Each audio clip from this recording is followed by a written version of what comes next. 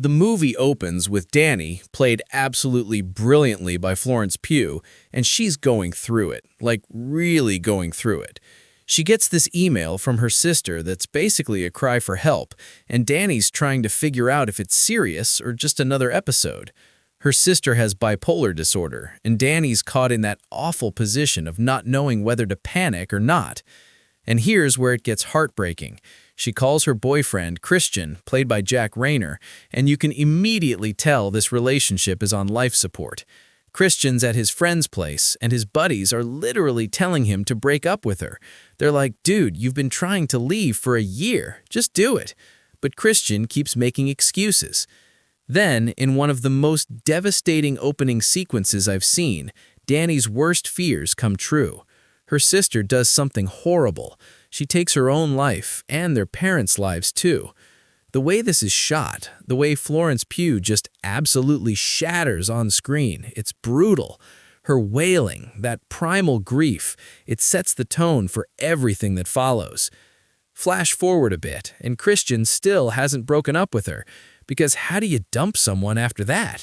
So now he's stuck, and Danny's clinging to this relationship like a life raft, even though deep down she probably knows it's over. Here's where things get interesting.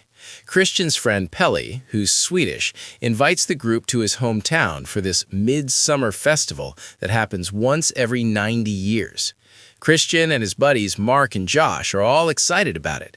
Josh is an anthropology student, so for him, this is research gold. Mark's just along for the ride, hoping to meet some Swedish girls. Classic. But here's the thing. Christian never told Danny about the trip.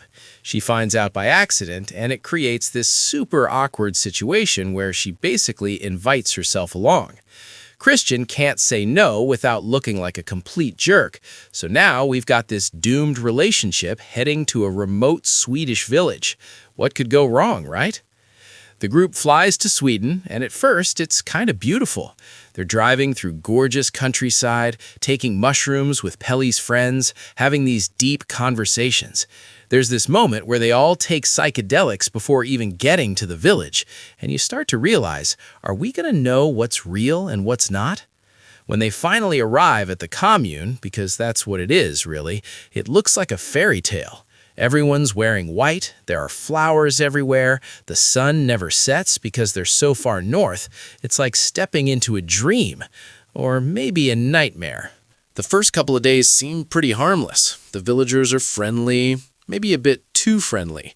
They do these traditional dances, they sing these haunting songs in Swedish that nobody understands. Donnie's actually starting to feel a little better. There's something about the communal vibe, everyone sharing everything, that's weirdly comforting after her trauma. Then things get weird, really weird. There's this ceremony called the Et Stupa, which the villagers explain is a traditional ritual.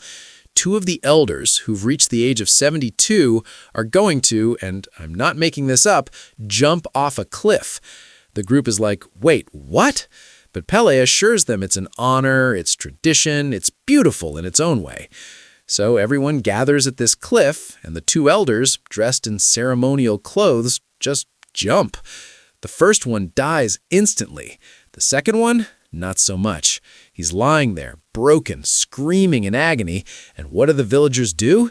They grab these mallets and just finish the job.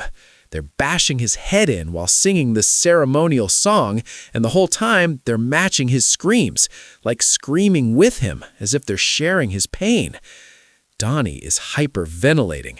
Christian looks like he's about to throw up. Mark's freaking out, and Josh is taking notes because he's thinking about his thesis. Priorities, I guess. The group wants to leave immediately, but Pelle calms them down. He explains that in their culture, life is divided into 4 seasons, and these elders have completed all 4. They've reached winter, so it's time to return to the earth. Still horrific, but now they're intellectualizing it, trying to make sense of it. After that, the group should have left. They really should have left. But they don't, and that's when the festival gets darker. Mark, who's been kind of disrespectful the whole time, typical American tourist vibes, makes the fatal mistake of peeing on a sacred ancestral tree. The villagers are polite about it, but you can see they're not happy. That night, Mark gets lured away by one of the village girls, and that's the last we see of him. Well, not exactly the last, but we'll get to that. Josh, desperate to get research material for his thesis, sneaks into the temple where they keep their sacred texts. He's explicitly told not to do this, but he does it anyway. He's taking photos when someone in a grotesque skin mask appears and bashes his head in with a club. Turns out breaking sacred rules in this village has permanent consequences. Meanwhile, Christian is being seduced, literally, by a girl named Maya. The villagers have decided he's going to be part of a breeding ritual. They drug him, and there's this deeply uncomfortable scene where he's having sex with Maya while a bunch of naked village women surround them, matching her movements and moans. It's supposed to be this communal fertility thing, but it's shot like a nightmare. Christian is barely conscious. Danny walks in and sees it, and her world just shatters all over again. Now, while all this chaos is happening with Christian, Donnie's on her own journey. She's been participating in the festival activities, and she enters this dance competition to become the May Queen. It's this exhausting, intense ritual where the women dance for hours until only one is left standing. And Donnie wins.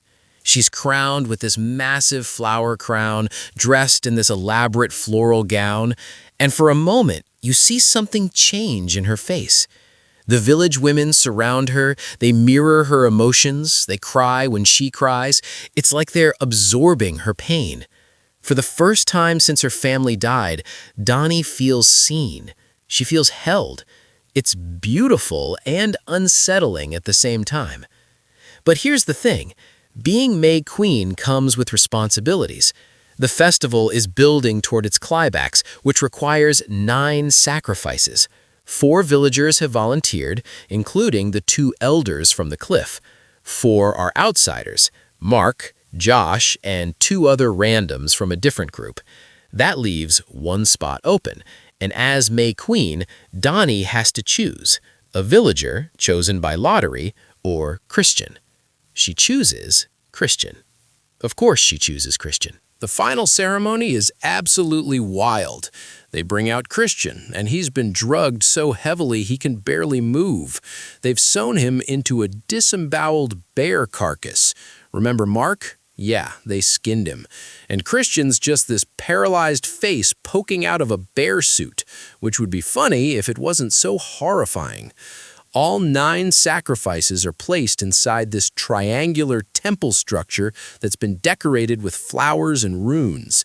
The villagers set it on fire, and as the flames grow, they're all gathered around, wailing and screaming. But here's the creepy part.